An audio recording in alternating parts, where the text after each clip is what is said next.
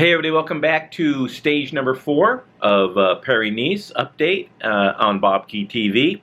An absolutely brilliant ride by Julian Alaphilippe, last year's winner of the Amgen Tour of California, so no slouch in week-long stage races, obviously. Julian Alaphilippe, a commanding performance in the individual time trial at Paris-Nice this year, getting the better of Alberto Contador, Gorka Izaguirre, Tony Gallopin, and taking the lead from Arnaud Démare, a sprinter. Steep climbs to the finish line in a time trial, not the favorite ground of the sprinters. So it's understandable that Julian Alaphilippe has taken the leader's jersey from Arnaud Démare.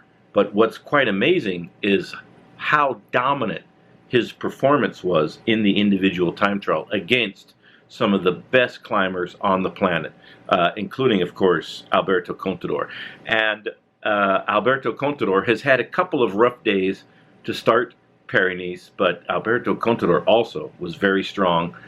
In spite of that, he's a minute 31 seconds behind Julian Alaphilippe, who had a spectacular ride, a tough time trial with a 3-kilometer, very steep climb to the finish line, and Julian Alaphilippe was the best in the field.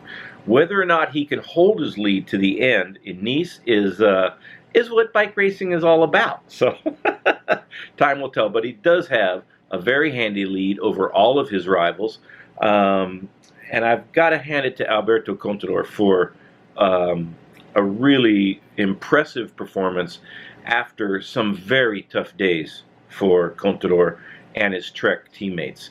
Contador losing time on stage number 1, chased throughout the day, was caught behind in the crosswind battles as the echelons formed, and